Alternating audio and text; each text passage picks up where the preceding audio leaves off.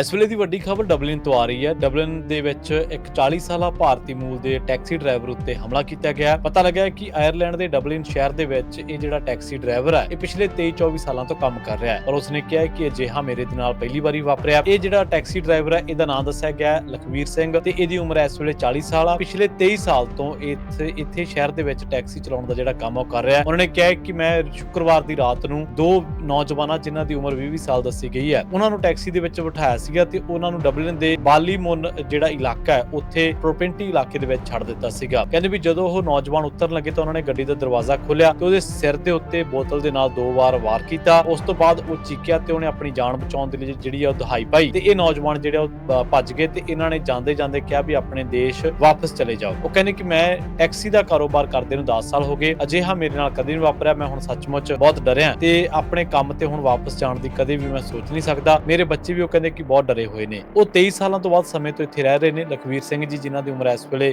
40 ਤੋਂ ਪਾਰ ਦੱਸੀ ਗਈ ਹੈ ਤੇ ਉਹਨਾਂ ਨੇ ਕਿਹਾ ਵੀ 10 ਸਾਲਾਂ ਦੇ ਵਿੱਚ ਪਹਿਲੀ ਵਾਰੀ ਜਿਹੜਾ ਉਹ ਮੇਰੇ ਨਾਲ ਅਜਿਹੀ ਜਿਹੜੀ ਘਟਨਾ ਉਹ ਵਾਪਰੀ ਆ। ਪੁਲਿਸ ਇਸ ਮਾਮਲੇ ਦੀ ਜਿਹੜੀ ਜਾਂਚ ਆ ਉਹ ਕਰ ਰਹੀ ਆ। ਇਸ ਦੇ ਲਈ ਪੁਲਿਸ ਨੇ ਵੀ ਦੱਸਿਆ ਵੀ 40 ਸਾਲਾ ਇੱਕ ਵਿਅਕਤੀ ਨੂੰ ਗੰਭੀਰ ਸੱਟਾਂ ਦੇ ਨਾਲ ਹਸਪਤਾਲ ਪਹੁੰਚਾਇਆ ਗਿਆ ਸੀ।